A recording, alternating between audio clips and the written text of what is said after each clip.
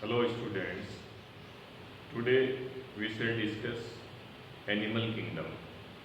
You know, this is fifth kingdom in five kingdom system of classification.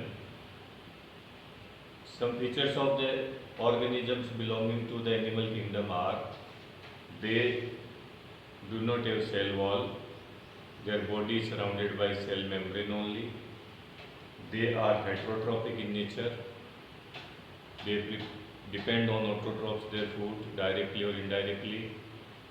They exhibit locomotion.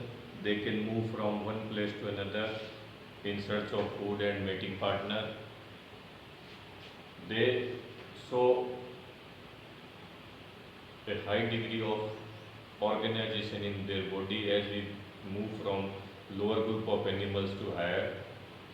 They also exhibit a great diversity from very minute organisms like amoeba to a huge bodied organism, blue whale are a member of this.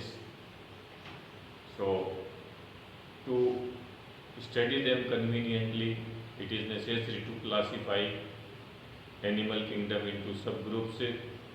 So the animal kingdom is subdivided into groups. We call them phylum on the basis of certain features. A few of them we are discussing here. Like first basis of classification is level of organization. How their body is made up of, what type of organization is there in their body. So we categorize them into several categories like cellular level, tissue level, organ system level. You see, in lower organisms like amoeba or sponges, their body may be unicellular or multicellular, but in their body, all the cells are working independently. There is not any kind of organization in them. They are working independently and they are performing their function. So such organisms fall under the category cellular level of organization. Like I told you example, if we take amoeba, sponges,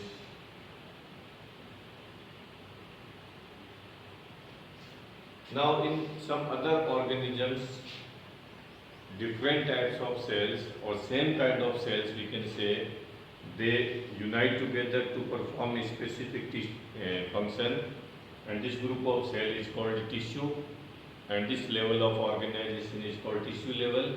So here in the body of organism, cells unite to perform a specific function. So example of tissue level is coelenterate, or we can say Hydra is the member of that group, or coelenterata you can say directly.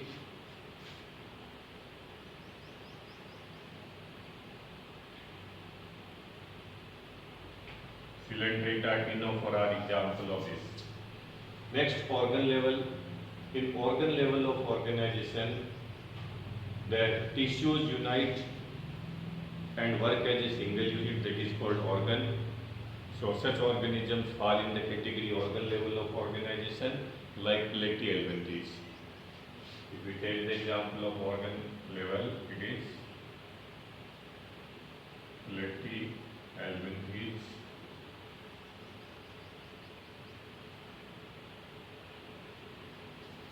Now organ system level, in other higher organisms, many organs unite to perform a particular function. They constitute an organ system, and organism is made up of several organ systems.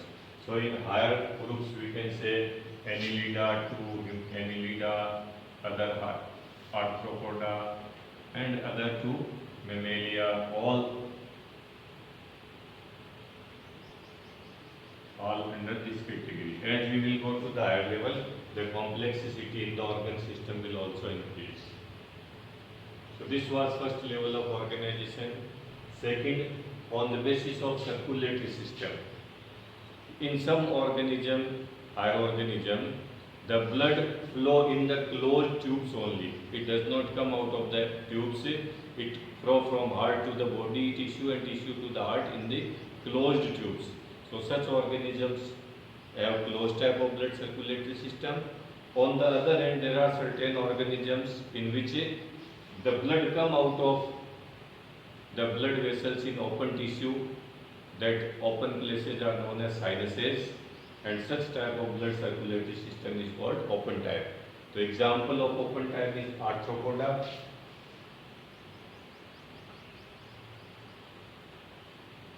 And in closed type we can give birds and reptiles, the human being and some other organisms, Annelida. So this is one basis of classification. Another is symmetry. What is symmetry? The pattern of arrangement of body part. So where the body parts are not arranged in a particular fashion, like if we see the body of amoeba, it is just random.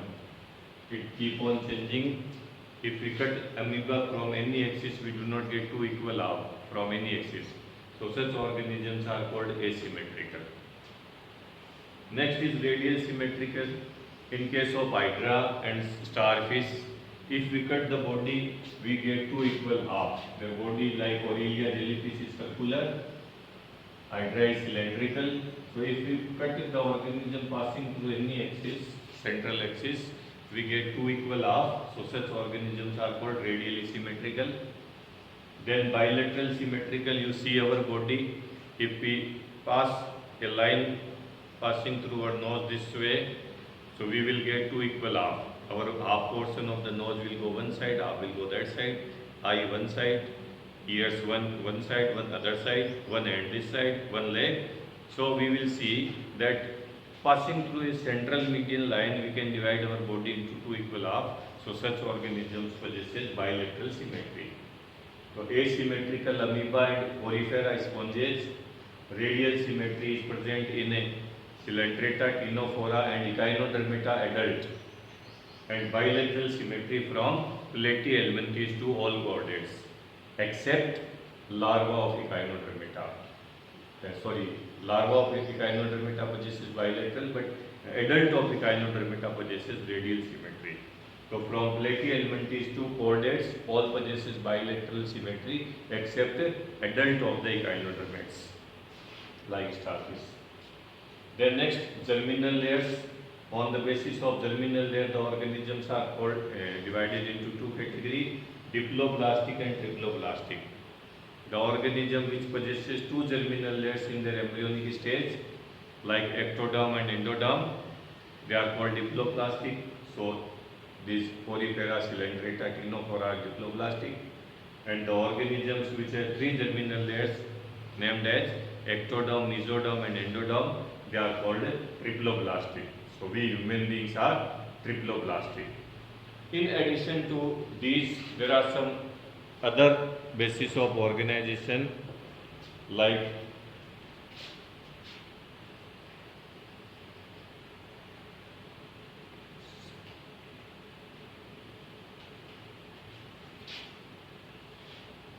next one is segmentation.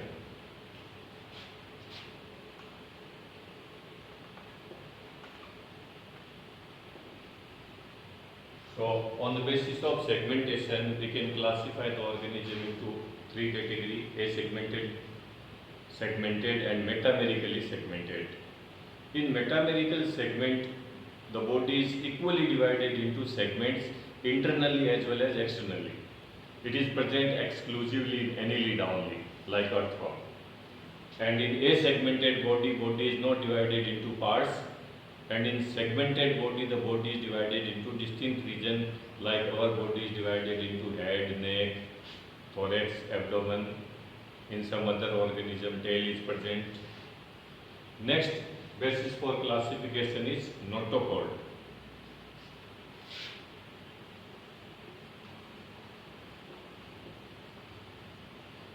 So notochord, as the name indicates, cord means a thread.